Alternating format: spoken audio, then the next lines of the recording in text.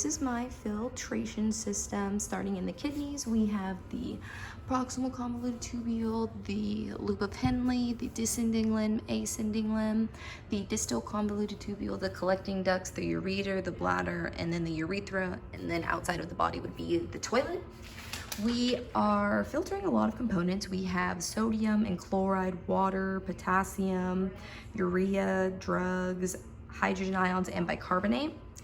A lot of these components originate from food, so a lot of things might contain salt. We drink water. Potassium could come from bananas and other foods high in potassium. Urea comes from the breakdown of proteins and your metabolism. Hydrogen ions are ingested in liquids like water and quickly bind with other ions to come help the body digest food. For example, hydrogen ions bind with chloride to form hydrochloric acid in the stomach to help digest food. Bicarbonate is a byproduct of the body's metabolism. The blood brings bicarbonate to the lungs and is exhaled as CO2 and is also regulated by the kidneys, which is what we'll be focusing on today. Drugs taken by choice, of course, can enter the body in a variety of different ways and will all be excreted out eventually. Proximal convoluted tubule, most reabsorption happens here, meaning that there's going to be a lot of aquaporins and channels to allow that to happen. Sodium is reabsorbed, which drives the reabsorption of chloride, a co-transport substance. This also drives the secretion of hydrogen ions, drugs, and toxins. Once inside the interstitial fluid, which is kind of like the background of the table, the sodium and chloride combine, changing the osmolality of the interstitial fluid, resulting in hydrogen ions water wanting to be reabsorbed by the fluid. This is also considered a positive feedback loop. A side note, sodium is reabsorbed into the blood via primary active transport as soon as it's reabsorbed into the fluid.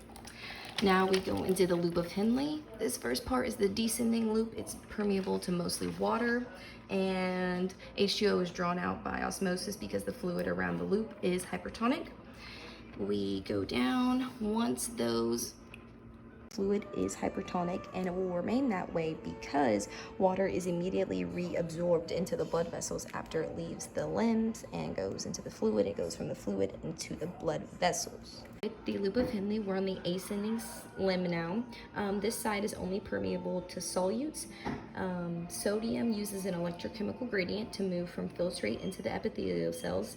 This will eventually drive the secondary active transport of chlorine and potassium. Potassium immediately secretes back into the filtrate. Sodium uses primary active transport to get into the interstitial fluid. Chlorine passively follows through its own channels or also uses potassium. Urea is secreted into the tubules at this site as well. Drugs and hydrogen ions remain. If not, hydrogen ions are secreted back into the tubules. Moving on to the distal convoluted tubule, urea is reabsorbed here. Sodium, chlorine, and water are all reabsorbed.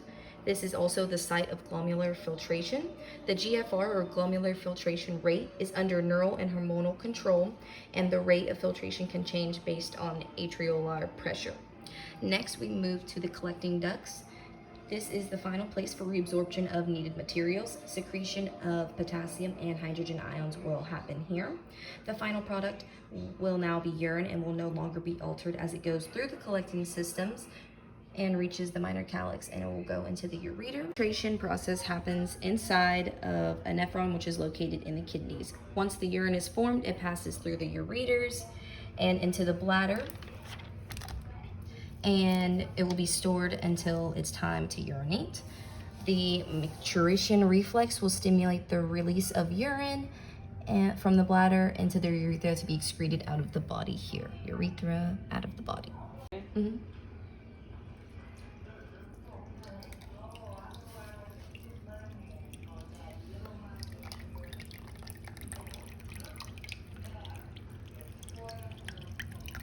Boo, baby!